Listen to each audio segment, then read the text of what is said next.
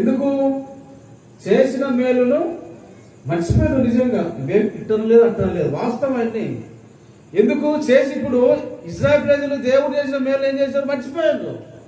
ఇప్పుడు నేను చేసిన మేలు ఎట్లా మర్చిపోతా? మర్చిపోవచ్చునా?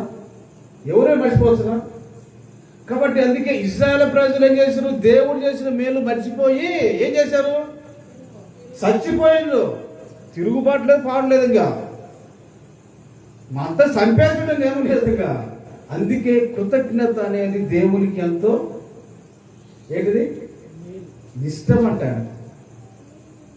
కృతజ్ఞత లేకపోతే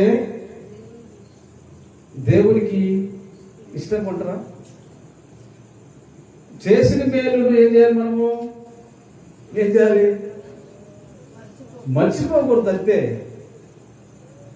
అందుకే చేసిన మేలును ఇంకోటి ఉంది,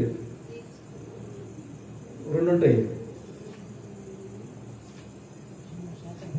మళ్ళా చెప్పండి, సామెత. కాబట్టి ఇశ్రాయేలు ప్రజలు ఏం చేశారంటే వాళ్ళు దేవుడు చేసిన మేలును మర్చిపోయిండ్రు. వాళ్ళు ఏమైపోయినారు? సర్వనాశనమైనట్టు మనం చూస్తాము. కాబట్టి మనము కూడా ఈ యొక్క ఇశ్రాయేలు ప్రజల మనం కూడా ఏం చేసుకోవాలంటే, దేవుడు మనందరినీ కూడా ఏం చేశాడంట? పాపము నుండి మనందరినీ కూడా రక్షించాడు. తర్వాత ఉచితముగా మనందరినీ కూడా నీతిమంతులుగా చేశాడు. మనందరం కూడా బానిస అంటే ఏమిది? అపవాది క్రియలు వాటిలో నుంచి మనందరినీ కూడా దేవుడు ఏం చేశాడు? విడిపించిండు. కాబట్టి మనం ఏం చేయాలి? దేవునికి ఎల్లప్పుడూ ఎలా ఉండాలంట? కృతజ్ఞతాస్తుతులు చెల్లించే వారిగా ఉండాలి. ఈరోజు మనం ఇక్కడ ఉన్నామంటే దానికి కారణము దేవుడే.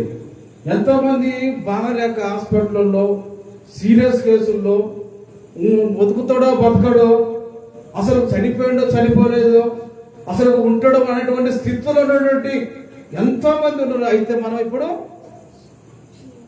క్షేమంగా దేవుని యొక్క మాటలు మనం వింటున్నామంటే అంతకన్నా ధన్యత అనేది ఇంకొకటి.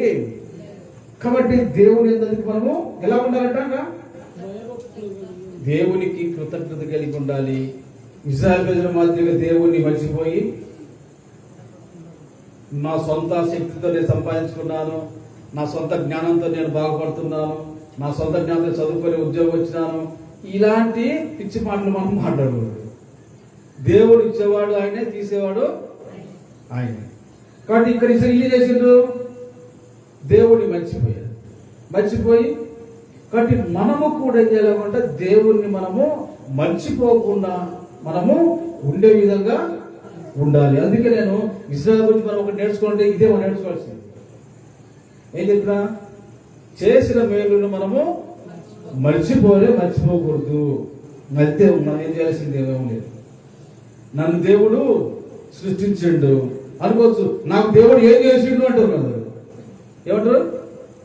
నాకు దేవుడు ఏం చేసిందంటే ఈ భూమి మీద నిన్ను ఏంది సృష్టించేవారు. ఈ భూమి మీదకి రావడానికి ఎవరు? ఆయన కాదు. నా జాతనికి మేలులు, నువ్వు సుఖంగా జీవిస్తున్నావంటే, నువ్వు ప్రశాంతంగా ఉంటున్నావంటే, నువ్వు మంచి నిద్రపోతున్నావంటే, నీ మంచి ఆరోగ్యం ఉందంటే నీకు అది చాలా. నీకు దేవుడు చేసిన మేలులు. కొంతమందికి నిద్ర రాదు, కొంతమంది మాటలు వేసుకుంటున్నారు, కొంత ఇలాంటి వారితో పోల్చుకుంటే మనం ఎలాంటి వాళ్ళము? కాబట్టి దేవుని మీద మనము ప్రతిదీ కూడా ఏం చేయకూడదు? మోపకూడదు. ఇశ్రాయేలు మాదిగా మాకేమో నువ్వు సీలు పెట్టినవా, మాకేమైనా చేపలు ఇచ్చినవా, ఇలాంటి సనుగుడు గొనుగుడు అంటావు. కాబట్టి మనమైతే అలా ఉండకుండా దేవునికి ఎల్లప్పుడూ కృతజ్ఞతలు చెల్లించే వారిగా ఉండాలి. దేవాక్యాన్ని దీవించి ఆశీర్వదించును కాక. ఆమేన్.